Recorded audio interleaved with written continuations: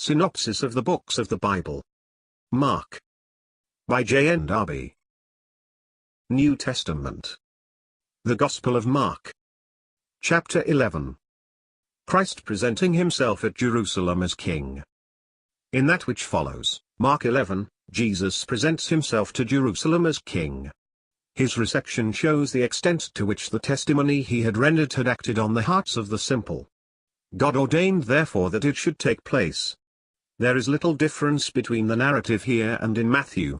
Only the kingdom is more simply presented as such, the kingdom of our father David. The judge of all things, man's wisdom in the presence of God. With what dignity, as the judge of all things, Jesus now takes knowledge of all that was being done in the temple, and goes out without saying anything. The Lord had visited his temple, as also he had entered the city riding on the ass's colt, whereon never man sat. Israel is judged in the condemned fig tree. See note. The glory of the Lord, of the house of Jehovah, is vindicated with authority, an authority which he claims, and which he exercises in his own person.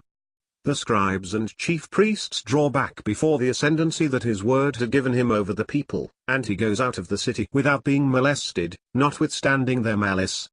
The next day he assures his disciples, who were astonished at seeing the fig tree withered away, that whatsoever they asked in faith should be accomplished, but that they must act in grace if they would enjoy this privilege. The scribes and priests and elders are confounded and demand his authority. He addresses their conscience, but in such a manner as to demonstrate their incompetency to ask him such a question, exposing at the same time their insincerity. They could not decide with respect to the baptism of John. By what right then could they subject him to their questions respecting his own claims? They could not decide when the case was before them. On the other hand, they must either sanction his work by their reply or lose their authority with the people by denying the baptism of John who had borne testimony to Christ. It was no longer a question of winning these men, but what an empty thing is the wisdom of man in the presence of God and his wisdom. Note.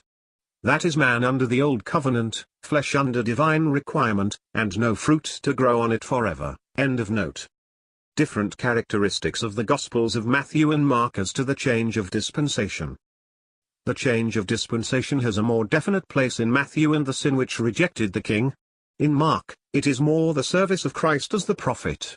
Afterwards, as we have seen, he presents himself as king.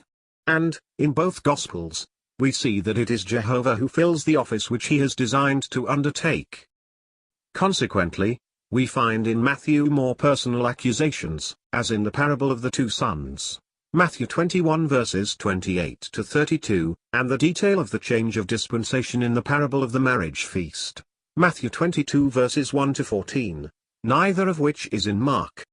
In our Gospel, the unchangeable dignity of his person, and the simple fact that the prophet and king were rejected, rejection that led to Israel's judgment, are set before us by the Spirit of God.